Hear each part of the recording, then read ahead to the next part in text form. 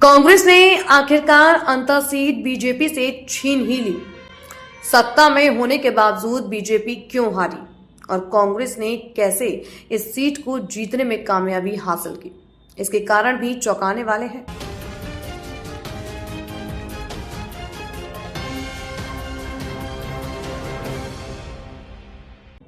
एक तरफ अशोक गहलोत, सचिन पायलट सहित पूरी कांग्रेस एकजुट होकर ताकत झोंकती दिखी। प्रमोद जैन भाया जितने वोट से 2023 का विधानसभा चुनाव हारे थे, उससे 3 गुना अधिक अंतर से जीत दर्ज की है। दूसरी तरफ मोरपाल सुमन के लिए बीजेपी में दिखावे की एकता नजर आई। कैबिनेट मंत्रियों हीरालाल नागर और मदन दिलावर जैसे लोकल नेताओं को चुनावी मैदान से दूर रखा गया। यहां तक कि मीणा वोटर्स को लुभाने के लिए किरोड़ी लाल मीणा जैसे नेता को 1-2 बार बुलाया गया। इधर नरेश मीणा को बीजेपी ने खतरे के तौर पर नहीं माना। आखिरकार वही फैक्टर हार का एक कारण भी बना। रालोपा के हनुमान बेनीवाल और राजेंद्र सिंह गुड्डा के साथ से नरेश मीणा ने जातीय समीकरणों और बीजेपी से नाराजगी वाले वोट बटोरे। इसका सीधा नुकसान बीजेपी को भुगतना पड़ा। बीजेपी में अंतर सीट पर टिकट को लेकर अंदर खाने काफी खींचतान रही।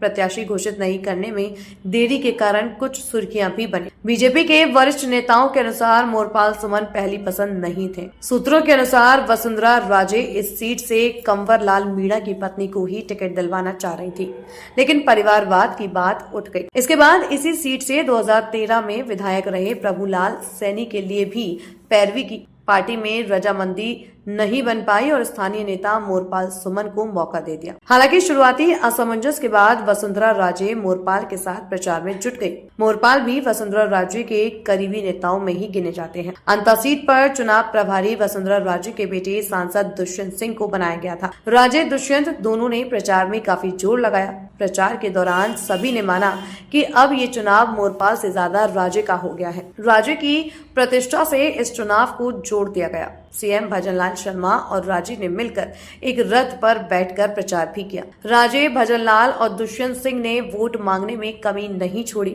लेकिन जनता ने झोली नहीं भरी। प्रचार का पूरा जिम्मा वसुंधरा राजे के इर्द गिर्द रहा।